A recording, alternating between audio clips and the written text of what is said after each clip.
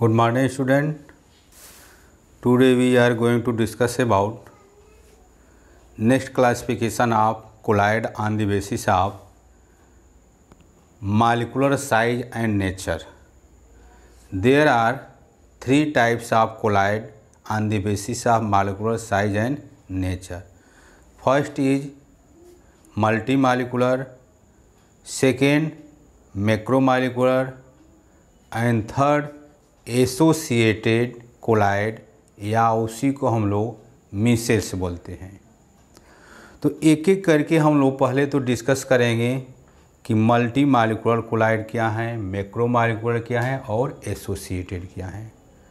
Multi molecular का मतलब ये है कि अगर 1 नैनोमीटर से कम छोटे एटम या मॉलिक्यूल,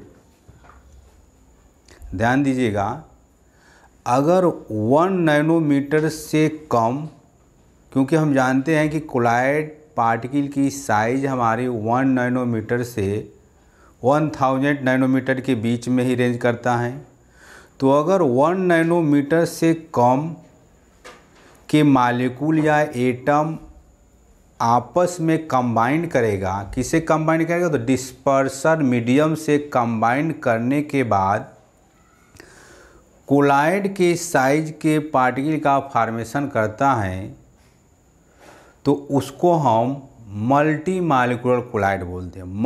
मल्टी का मतलब एक से अधिक मॉलिक्यूल आपस में कंबाइन करेगा, एक से अधिक मॉलिक्यूल या एक से अधिक एटम। कौन सा मॉलिक्यूल या कौन सा एटम? जिस मॉलिक्यूल या एटम की साइज 1 नैनोमीटर से कम होगा, तो वो मॉलिक्यूल या एटम डिस्पर्स मीडियम से कंबाइन करने के बाद कोलाइड के रेंज के पार्टिकल या कोलाइड के रेंज के सॉल्यूशन का फॉर्मेशन करेगा, तो उसको हम मल्टी मॉलिक्यूलर कोलाइड बोलते हैं। क्लियर? जैसे हम यहाँ पर लिखे हैं कि disperse phase consist of aggregate atom या small molecule. Disperse phase consist of aggregate atom या small molecule with molecular size less than 1 nanometre.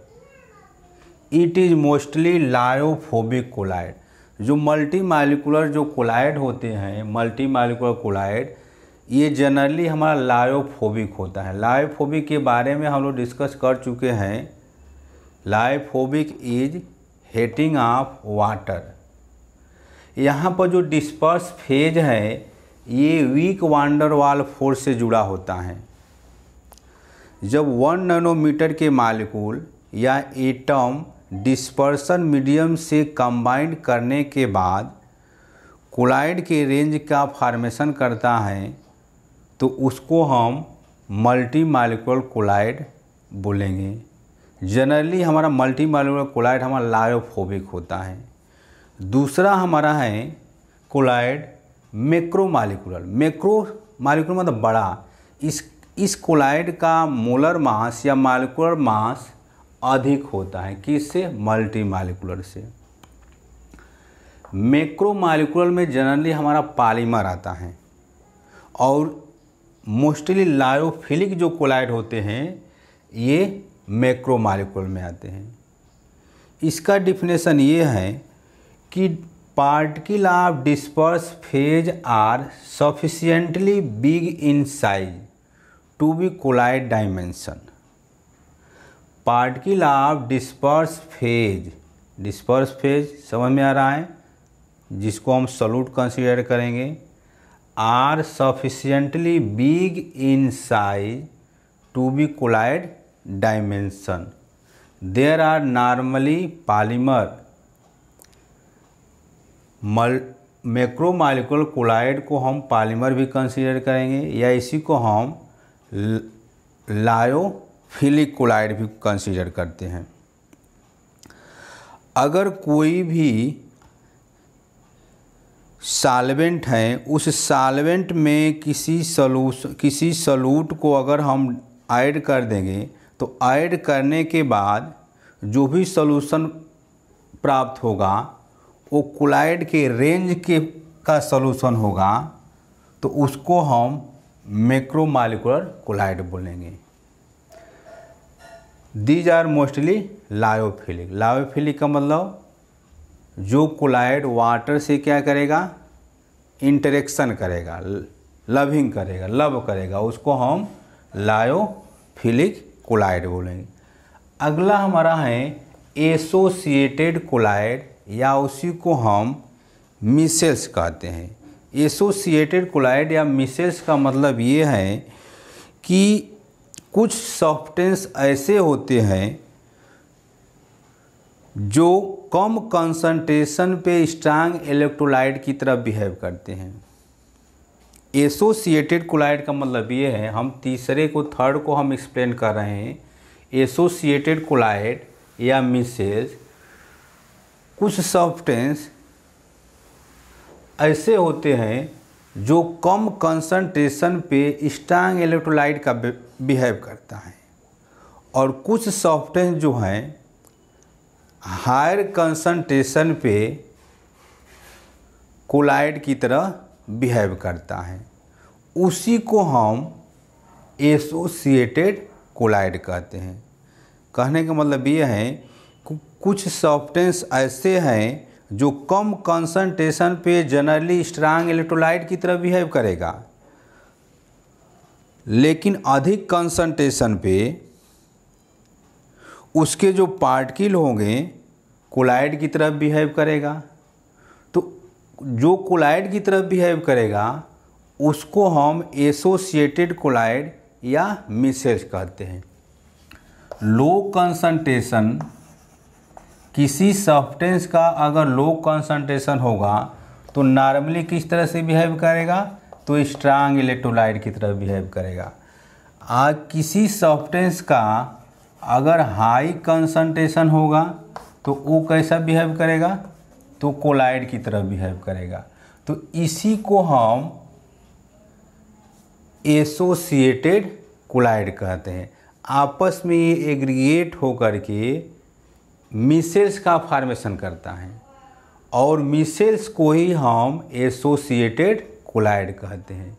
इसका एग्जाम्पल होगा एसोसिएटेड कोलाइड का सल्फोनिफिकेशन ऑफ सोप। सोप का जो हम लोग फार्मेशन देखते हैं उससे मिसेल्स का फार्मेशन होता है, उसी को हम एसोसिएटेड कोलाइड या मिसेल्स बोलते हैं। Some substance behaves at low concentration generally strong electrolyte, and some substance behaves collide at high concentration are considered collide या एसोसिएटेड कोलाइड या मिसेल्स बोलते हैं। एसोसिएटेड कोलाइड का एग्जाम्पल होगा फॉर्मेशन ऑफ सोप। अगला इसमें हम लोग फोकस करेंगे, 1 मार्क्स में क्वेश्चन आता है, ये इम्पॉर्टेंट है, CMC। ध्यान दीजिएगा, CMC। एक और इसमें आता है PK। इन दोनों को फोकस करना है। CMC का मतलब ये होगा critical micelles concentration, critical micelles concentration, और टीके का मतलब होगा क्राफ्ट टेम्परेचर। इन दोनों को समझना है, CMC एंड TK। अगर निश्चित कंसंट्रेशन पे, सर्टेन कंसंट्रेशन पे मिसेल्स का फॉर्मेशन होगा तो उसको हम CMC बोलते हैं। किसी निश्चित कंसंट्रेशन पे अगर मिसेल्स का फॉर्मेशन हो रहा है या एसोसिएटेड कोलाइड का फॉर्मेशन होता है तो उसको हम CMC या क्रिटिकल मिसेल्स कंसंट्रेशन बोलते हैं। अगर किसी निश्चित टेम्परेचर पे मिसेस का फॉर्मेशन होगा या एसोसिएटेड कोलाइड का फॉर्मेशन होगा तो उसको हम क्राफ्ट टेम्परेचर बोलते हैं या उसको हम टीके बोलेंगे। Formation of micelles at certain temperature is known as T K means Krafft temperature and formation of micelles at certain temperature is known as CMC या formation of associated colloid at certain temperature is known as CMC। दोनों clear हुआ? ये दोनों word कहाँ से आया? तो associated collide से निकल कर आया। अगर निश्चित टेम्परेचर पे मिसेस का फॉर्मेशन होगा तो टीके बोलेंगे, निश्चित कंसंट्रेशन पे मिसेस का फॉर्मेशन होगा उसको हम CMC बोलेंगे। आगे हम लोग फोकस करेंगे preparation of colloid by different method. Preparation of colloid generally lyophobic collide. There are mainly two methods, disintegrated method and condensation method. Disintegrated method are dispersion method and condensation method are aggregation method या chemical method. Disintegration का मतलब होता है तोड़ना। इस method के द्वारा या इसी को हम फिजिकल मेथड भी बोल सकते हैं।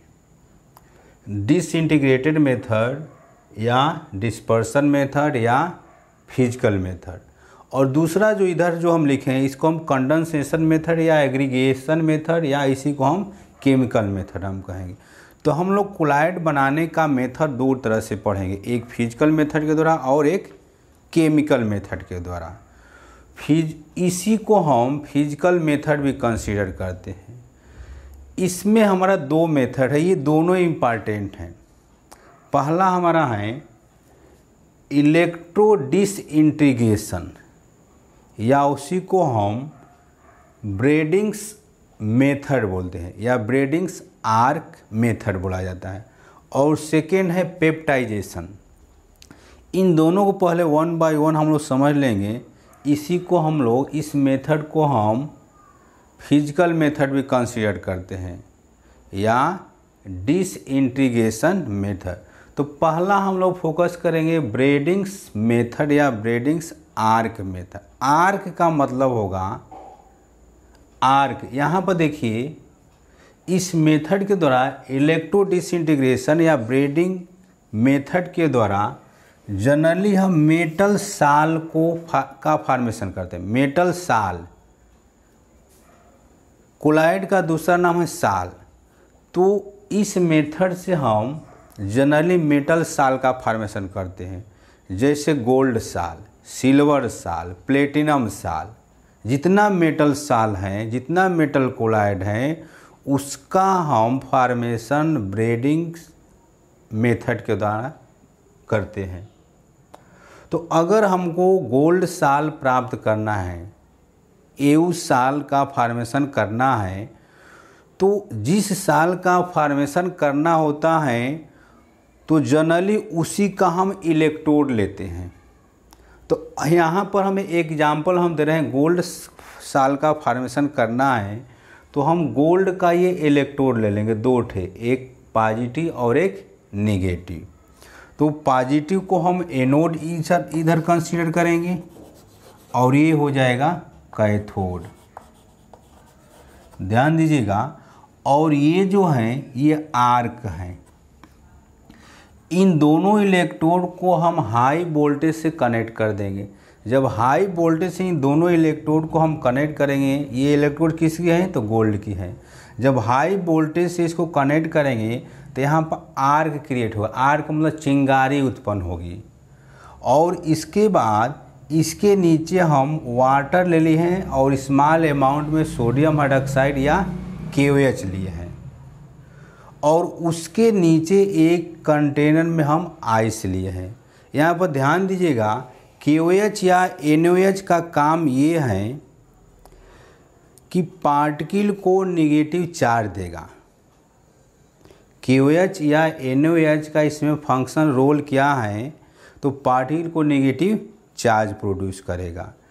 जब इसको हाई वोल्टेज से कनेक्ट करेंगे तो यहाँ पर हमारा जो है आर्क क्रिएट होगा, चिंगारी जो उत्पन्न होगी, तो जो गोल्ड के जो पार्टिकल हैं वो वाटर के कांटेक्ट में आने के बाद ये वेपराइज होना शुरू कर देगा, वेपराइज हो जाएगा।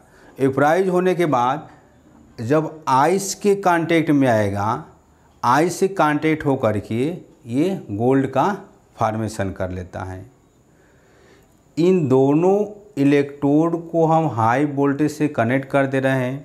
हाई वोल्टेज से कनेक्ट करने के बाद यहाँ पर आर्क क्रिएट होगा। आर्क मतलब चिंगारी उत्पन्न होगी। इसी आर्क के थ्रू मेटल के जो पार्टिकल, मेटल के पार्टिकल मतलब गोल्ड के जो पार्टिकल हैं, ये छोटे छोटे पार्टिकल के रूप में निकलेगा और वेपराइज होना शुरू हो जाएगा। वेपराइज क्यों होगा कि यहाँ पर हम वाटर दिए हैं, वेपराइज होना शुरू हो जाएगा। और वेपराइज होने के बाद जब आइस के कांटेक्ट में आएगा तो गोल्ड का फॉर्मेशन करेगा। सिमिलरली अगर हमको सिल्वर साल बनाना है या प्लेटिनम साल बनाना है तो वही काम करेंगे। इस जो इलेक्ट्रोड लिए हैं दो ठे, अगर तो यहाँ पर सिल्वर ले लेंगे, फिर पुनः इसको हम हाई वोल्टेज से कनेक्ट करेंगे। कनेक्ट करने के बाद आर्क क्रिएट होगा। आर्क क्रिएट होने के बाद मेटल के पार्टिकल वेपराइज होना शुरू हो जाएगा। वेपराइज होने के बाद जब आइस से कांटेक्ट करेगा तो मेटल साल बना लेगा।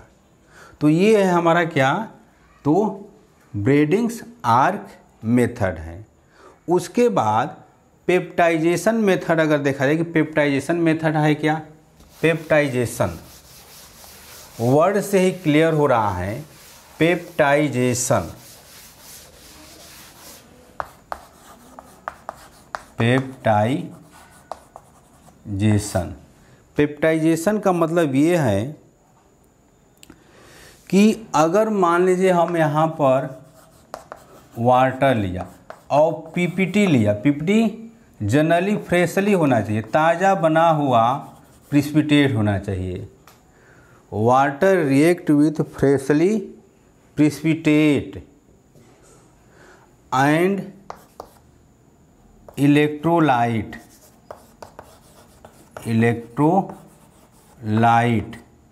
To form colloid. When freshly prepared precipitate react with water and small amount of electrolyte to form colloid is known as peptization. Peptization का मतलब ये है कि जब कोई प्रिसिपिटेट कोलाइड सॉल्यूशन में चेंज होगा तो उसको हम पेप्टाइजेशन बोलेंगे। यहाँ पर देखिए प्रिसिपिटेट से क्या बना है, कोलाइड सॉल्यूशन बन रहा है। प्रिसिपिटेट में हम क्या ऐड कर रहे हैं, स्मॉल अमाउंट में इलेक्ट्रोलाइट ऐड करें। इलेक्ट्रोलाइट हमारा जनरली NaOH काम करेगा या KOH काम करेगा। वाटर को रिएक्ट कराने किससे, प्रिसिपिटेट से। वो प्रिसिपिटेट कैसा होना चाहिए, ताज़ा बना होना चाहिए।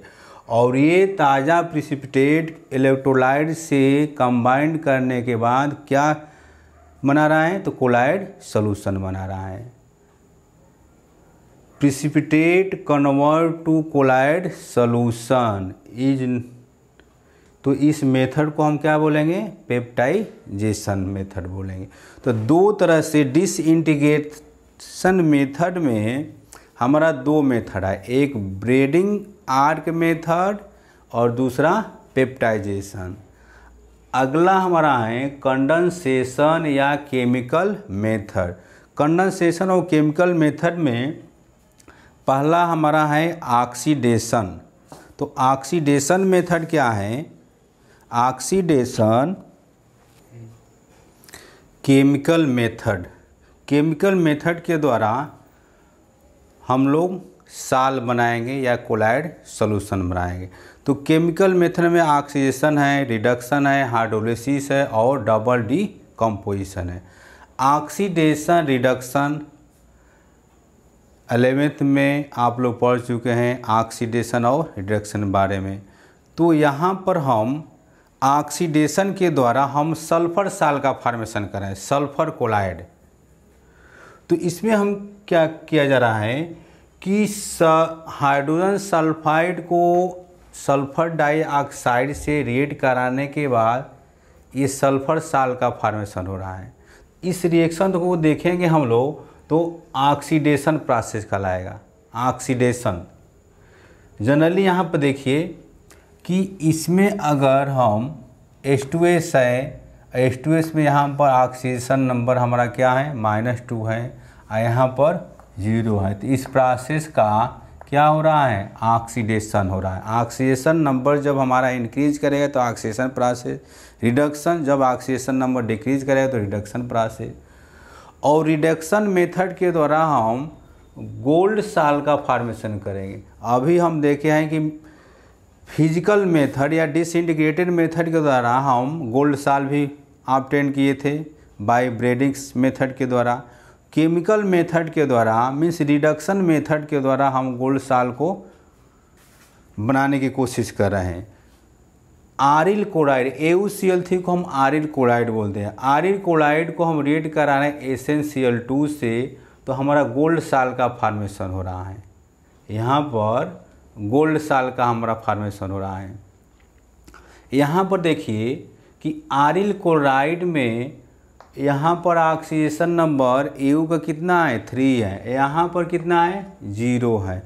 तो ऑक्सीडेशन नंबर हमारा क्या हो रहा है, डिक्रीज कर रहा है। तो इस प्रोसेस का नाम क्या हो जाएगा, रिडक्शन प्रोसेस हो जाएगा। और यहाँ पर देखिए हाइड्रोजन सल्फाइड से सल्फर साल बन रहा है कब, जब सल्फर डाइऑक्साइड पास कर रहे हैं तब। तो यहाँ पर -2 ऑक्सीडेशन नंबर है, यहाँ पर 0 है। तो ऑक्सीडेशन नंबर में हमारी इंक्रीजिंग हो रही है, तो इसको हम ऑक्सीडेशन प्रोसेस कर रहे हैं। हाइड्रोलिसिस का मतलब यह है कि अगर किसी कोलाइड साल का फॉर्मेशन वाटर के द्वारा होगा, देखिए यहाँ पर हम फेरिक क्लोराइड लिए हैं, फेरिक क्लोराइड को हम वाटर से रिएक्ट करा रहे हैं। वाटर मतलब drop with hot water, cold water नहीं, ड्रॉप बाय ड्रॉप हम हॉट वाटर किस में ऐड कर रहे हैं, तो फेरिक क्लोराइड में ऐड कर रहे हैं। फेरिक क्लोराइड जब हमारा हॉट वाटर से रिएक्ट करेगा तो यहाँ पर हमारा साल का फॉर्मेशन कर रहा है, फेरिक हाइड्रोक्साइड साल। तो हाइड्रोलिसिस के द्वारा हम बनाने की कोशिश किया क्या, फेरिक हाइड्रोक्साइड साल बनाने की कोशिश किया। डबल डीकम्पोजिशन के द्वारा हम आर्सेनिक सल्फाइड साल का फॉर्मेशन करेंगे। डबल डीकम्पोजिशन, आर्सेनिक ऑक्साइड को हम हाइड्रोजन सल्फाइड से रिएक्ट कराने के बाद यहाँ पर आर्सेनिक सल्फाइड का फॉर्मेशन हो रहा है, ये साल का फॉर्मेशन हो रहा है या क्लोराइड का फॉर्मेशन हो रहा है। कब, जब आर्सेनिक ऑक्साइड को हाइड्रोजन सल्फाइड H2S गैस से रिएक्ट कराने के बाद ये बन क्या रहा है, आर्सेनिक सल्फाइड। तो इस तरह से हम लोग ये देखा कि डिफरेंट मेथड्स के द्वारा कोलाइड का फॉर्मेशन कर रहे हैं, डिसइंटीग्रेटेड मेथड के द्वारा और केमिकल मेथड के द्वारा। डिसइंटीग्रेटेड को हम फिजिकल मेथड भी कंसीडर कर सकते हैं। उसमें हम 2 मेथड यूज किए, एक ब्रीडिंग्स मेथड और एक पेप्टाइजेशन मेथड। ब्रीडिंग्स मेथड में जनरली हम मेटल साल का फॉर्मेशन करते हैं। जिस मेटल साल का फॉर्मेशन करना होगा उसी मेटल का 2 इलेक्ट्रोड लेंगे, हाई वोल्टेज से कनेक्ट कर देंगे और हम आर्क क्रिएट करें। जब हाई वोल्टेज देंगे तो दोनों मेटल के बीच में चिंगारी क्रिएट होगा, चिंगारी उत्पन्न होगी और वो आर्क वाटर से रिएक्ट करने के बाद वेपर फॉर्म में मेटल के छोटे छोटे पार्ट के वेपराइज होना शुरू हो जाएगा। और जब वेपराइज होगा तो आइस के कांटेक्ट में आ करके मेटल साल का फॉर्मेशन कर लेगा। दूसरा उसमें था पेप्टाइजेशन। तो पेप्टाइजेशन में क्या था कि जब कोई फ्रेशली प्रिपेयर्ड प्रिसिपिटेट वाटर से रिएक्ट करने के बाद उसमें स्मॉल अमाउंट में इलेक्ट्रोलाइट डाल देंगे तो कोलाइड का फॉर्मेशन कर लेगा। तो ये दो मेथड था हमारा डिसइंटीग्रेटेड। और केमिकल मेथड में अभी हम लोग देखें कि रिडक्शन के द्वारा, ऑक्सीडेशन के द्वारा, हाइड्रोलिसिस के द्वारा और डबल डिकम्पोजिशन के द्वारा अलग अलग साल का फॉर्मेशन किया। अगले वीडियो में हम लोग जब कोलाइड बना लिया तो इस कोलाइड का हम लोग प्यूरिफिकेशन समझें कि कोलाइड को कैसे प्यूरिफाइड किया जाता है बाय डिफरेंट मेथड के द्वारा। Thank you very much.